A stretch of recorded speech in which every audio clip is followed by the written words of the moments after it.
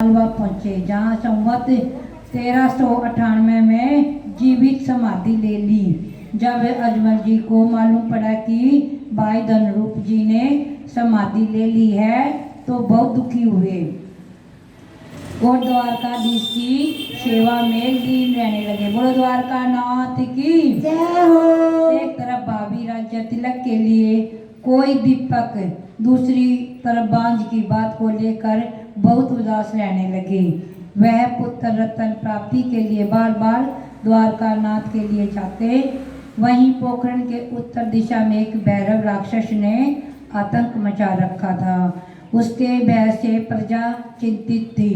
कई बार उसके लिए उपाय किए गए पर कोशिश हमेशा असफल ही रही और जितनी बार भी द्वारकाधीश के गए वहां पर पुत्र रत्न प्राप्ति के साथ भैरव के नष्ट होने की भी मन्नत मांगी गई।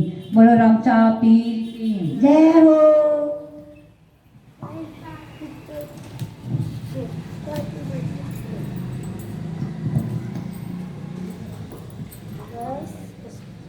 भैरव राक्षस की उत्पत्ति व गुरु बाली से भेंट। वर्तमान पोखरण से 18 किलोमीटर दूर जैसलमेर जोधपुर मार्ग पर स्थित यह तंवर लवा जो आज भी पोखरण तहसील में एक आदर्श गांव है। इसकी स्थापना को लेकर कई तथ्य रहे हैं, लेकिन इस गांव को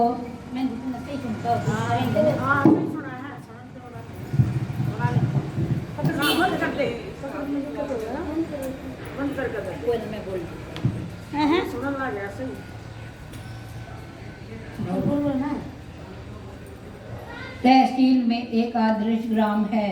इसकी स्थापना को लेकर कई तथ्य हैं, लेकिन इस गांव को जैसलमेर के महाराज जय सिंह ने संवत 1372 के आसपास जोधपुर के प्रभावी महाराज ने युद्ध में जीतकर उसने अपने राज्य में मिला लिया था। इस गांव को अपने राज्य में मिलाने के लिए दोनों प्रभावी राजाओं के मध्य 15 दिन तक घमासान युद्ध चला था और अंत में इस लवा को अपने राज्य में मिलाने का मुख्य कारण इस क्षेत्र में हो रहे लवण नमक का उत्पादन था। इस गांव के स्थापना के बाद इस गांव में पालीवाल, बाराठ, लोहार, मेघवाल तथा कुछ घर राजपूतों वाटी रहते थे। जैसलमेर के महाराजा ने इस गांव को अपने राज्य में मिला लेने के बाद अपने चचेरे भाई नानक सिंह ठाकुर को पद पर बिठाकर उन्हें दे दिया था। वहीं पर गांव से 16 मील उत्तर पूर्व दिशा में एक पहाड़ी पड़ती है। इस पहाड़ी के ऊपर सतलमेर करके गांव बसा हुआ है। इस गांव के बनिया भूताड़ जाति के साहूकार रहते थे। इन्हीं बनिया जाति में भैरव जी भूताड़ का घर था। भैरव के एक बहन, एक कुननी, एक पुत्र तथा एक पत्नी रहती थी। कहा जाता है कि भैरव की बहन कुननी बहुत ही सुंदर तथा सुशील लड़की थी। एक दिन भैरव किसी व्यापार संबंधी कार्य को लेकर जोधपुर की राजधानी मंडोर गया हुआ था। हमेशा की भांति उस दिन भी कुन्नी अपनी सहेलियों के साथ पोखरण के पास स्थित एक बेर से पानी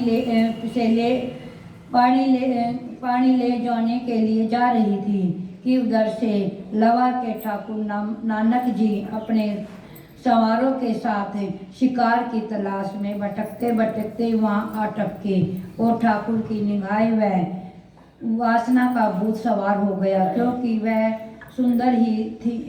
कुननी बहुत ही सुंदर थी, जिसके कारण ठाकुर की निगाह हटाने से भी नहीं हट रही थी और अंत में नानक जी ने अपना मुंह काला कर लिया और इधर बाकी की सभी सहेलियां दौड़कर गांव सैतलमेर जाकर गांव वालों को ठाकुर द्वारा की गई नीच हरकत बताई।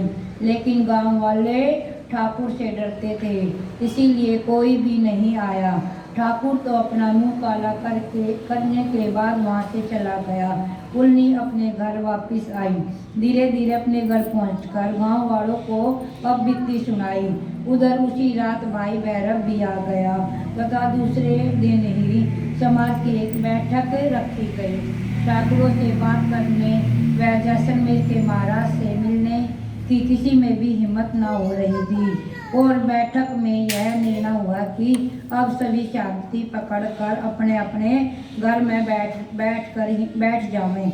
इधर भैरव को जब तक बदला नहीं ले तब तक चैन नहीं, लेकिन अकेला कर भी क्या सकता था। लेकिन एक दिन इस दुख के कारण वह अपने घर से बिना बताए ही निकल गया और भटकता भटकता वह भैरव काशी जा पहुंचा, जहां पर एक अधेड़ साधु दुख व आंसू भरी कहानी सुन इस पर साधु ने बाली जिसने भैरव ने अपना गुरु मानने लगा, बाली से मुलाकात हुई। उसने अलग निरंजन बोलते हुए कहा कि सुन बेटा, इस बात को गौर से सुन। काली घाटी में अमावस्या के दिन ग्रहण हो, तब एक कंवारी कन्या ब्राह्मण की एक गोरी गाय की बछड़ी को शमशान में ले जाना, उसको मारकर शमशान की हांडी में पका कर खा जाना। फिर आकाशवाणी होगी, उनको पूरी कर देना। तुम उसी समय भयंकर विकराल रूप धारण कर राक्षस बन जाओगे।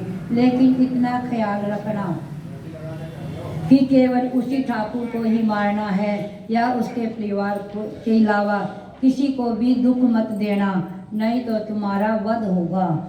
गुरु की बात को पूर्ण सुविधि भैरव ने अपने दिल दिमाग में उतार ली और अपने गुरु से अनुमति लेकर वापिस जैसलमेर आ गया।